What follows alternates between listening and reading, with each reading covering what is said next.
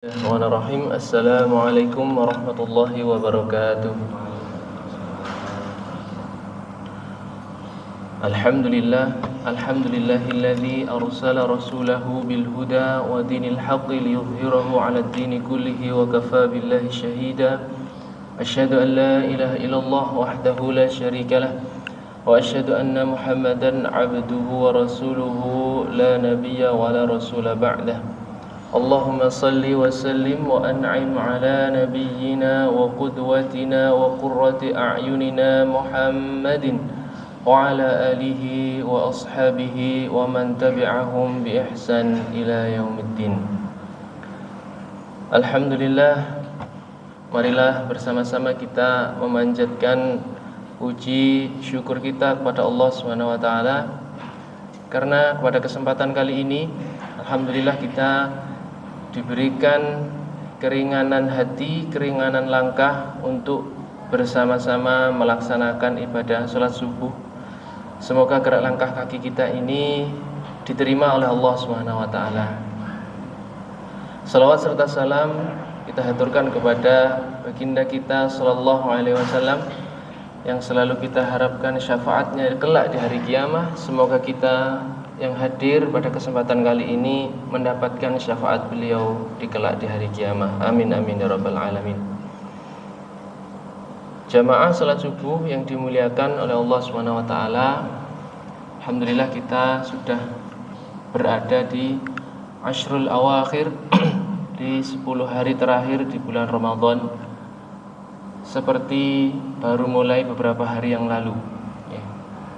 Beginilah kata Nabi Shallallahu Alaihi Wasallam ketika hendak mendekati akhir zaman, maka taqarrabaz zaman semakin terasa lebih cepat, seperti baru mulai tapi sudah hampir berakhir. Makanya Allah Subhanahu wa taala memperingatkan kepada kita bahwasanya Ramadan itu adalah ayyamam ma'dudat, adalah kesempatan yang terbatas waktunya.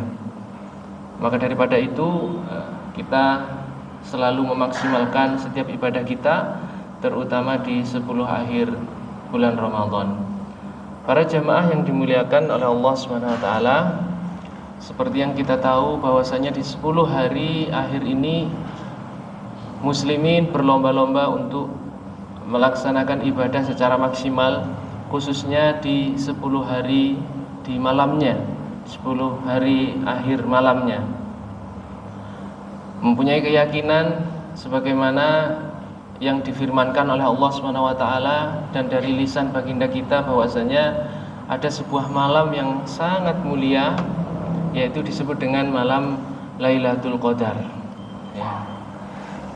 Pada kesempatan kali ini marilah kita membedah atau sedikit membicarakan tentang apa itu malam Lailatul Qadar. Para jamaah yang dimuliakan oleh Allah Subhanahu wa taala, Lailatul Qadar mempunyai 3 makna. Yang pertama, Al-Qadar bermakna adalah asyaraf, bermakna kemuliaan. Jadi malam Lailatul Qadar adalah malam kemuliaan, di mana ditandai dengan kemuliaannya pada malam itu diturunkan kalam yang paling mulia. Inna anzalnahu fi lailatul qadar.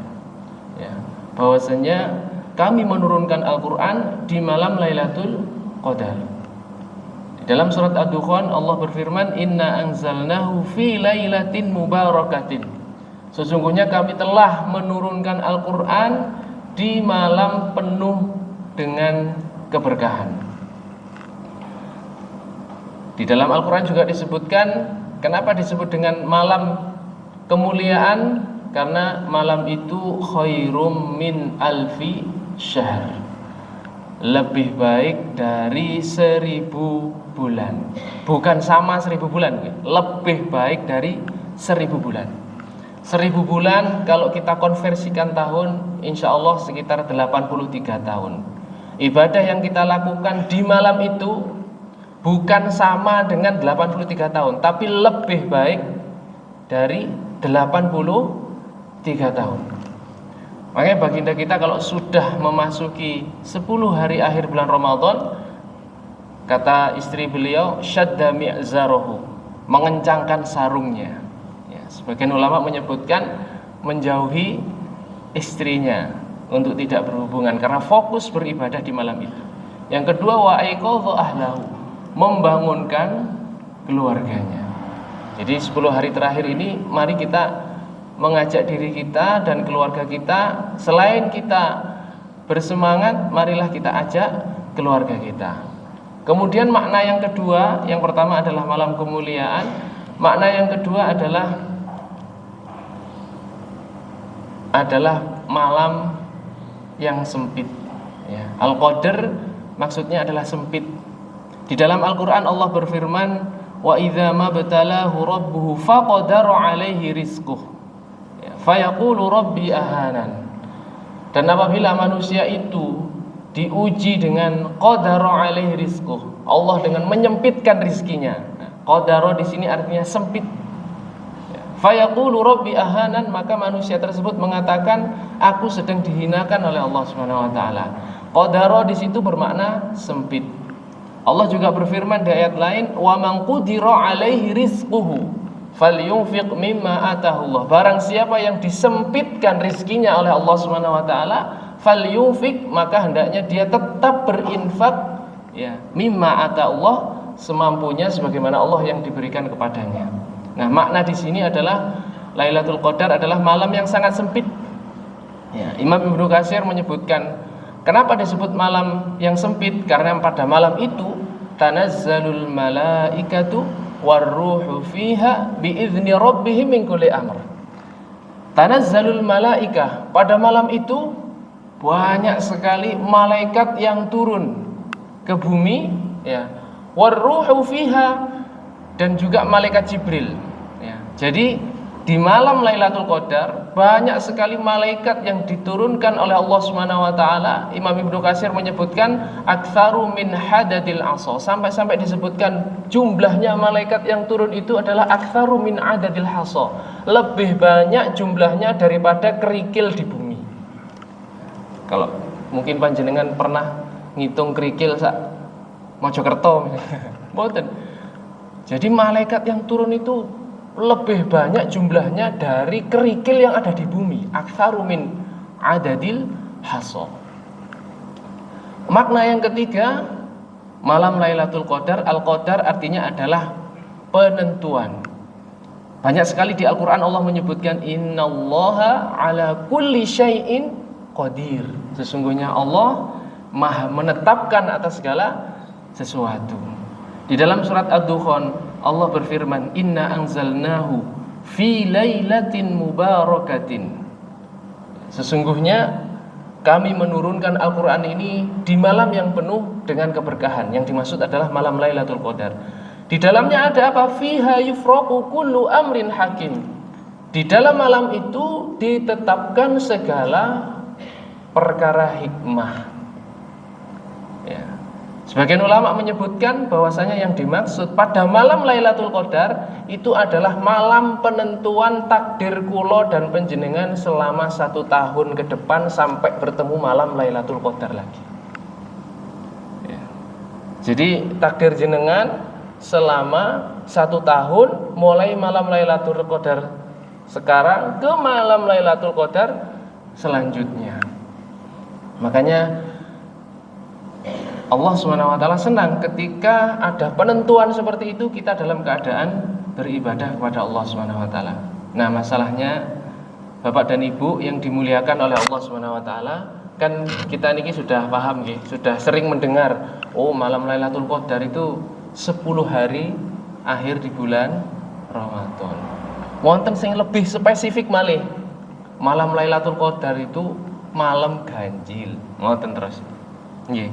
Enten sing lebih spesifik lagi, malam Lailatul Qadar itu malam 27. Nah, enten sing spesifik malih.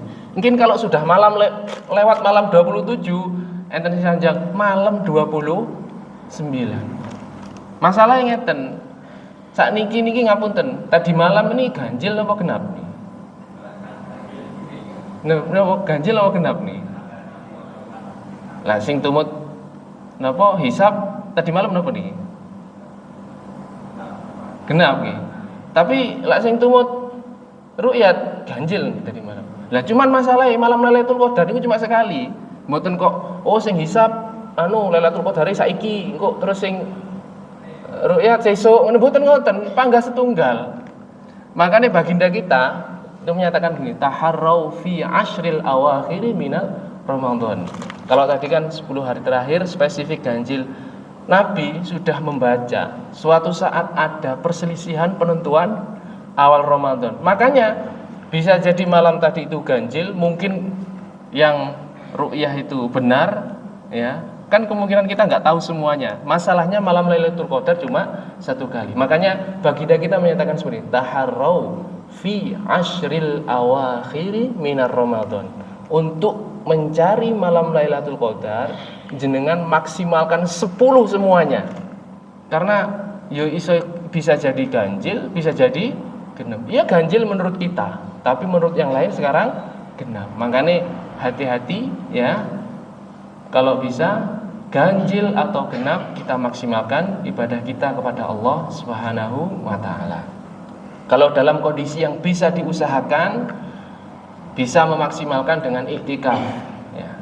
Kalau tidak bisa, ada perkara yang tidak bisa ditinggalkan ya, maka setiap pekerjaan kita itu mempunyai afdoliyah yang berbeda-beda. Bapak dan Ibu, mungkin yang paling afdol memang kalau bisa diusahakan itu iktikaf.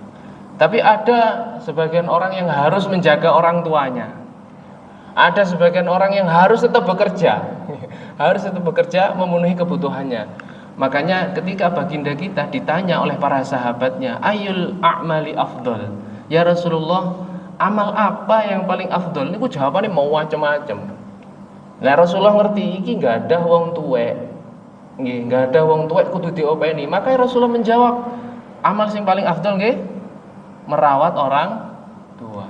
Bahkan orang pergi jihad kon balik be Rasulullah duwe wong tuwek enggak ada, pulang fafihima fajahid. Ada orang yang bertanya lagi, ya Rasulullah ayul a'mali afdal, amal apa yang paling afdal? Rasulullah jawab, oh iki akeh hutange. Amalan sing paling apik bayar utang. Rasulullah ditanglet malih, ya Rasulullah ayul a'mali afdal. Rasulullah ngerti iki gak tau nang masjid dong iki. Iki kok gak tau nang masjid iki. Amalan yang paling utama adalah sholat berjamaah di masjid. Nah, terus kita ini apa amalan yang paling mulia? Setiap kita berbeda-beda. Makanya Allah SWT berfirman, ya balil insanu ala nafsihi basirah. Manusia itu adalah orang yang paling tahu terhadap dirinya sendiri. Jenengan bisa mengukur amal apa yang paling afdol yang bisa jenengan lakukan di malam Lailatul Qadar. Semoga bermanfaat, semoga kita dimudahkan oleh Allah Subhanahu wa taala untuk meraih malam Lailatul Qadar. Dan malam Lailatul Qadar ini ada satu persepsi yang biasanya keliru. Kowe entuk Lailatul Qadar apa ora? Koyoke aku mah bengi entuk. Apunten nggih, malam Lailatul Qadar itu adalah waktu, Pak nggih. Bukan kok mari ngono aku entuk apa ora. Orang maksiat, orang ibadah, orang ahli ibadah, orang gak ibadah, semua pasti melewati malam Lailatul Qadar. Cuma pertanyaannya, pas malam Lailatul Qadar dugi niku jenengan sedang lapo? Nah, ngoten. Sedang iktikaf ya alhamdulillah, nggih. Sedang salat ya alhamdulillah, sedang tilawah ya alhamdulillah. Tapi lak sedang apa ngono nggih. Maka nggih niku hitungane. Moga-moga bermanfaat. Semoga kita dimudahkan untuk beribadah di 10 hari terakhir di bulan Ramadan. Wabillahi taufiq wal hidayah. Assalamualaikum warahmatullahi wabarakatuh.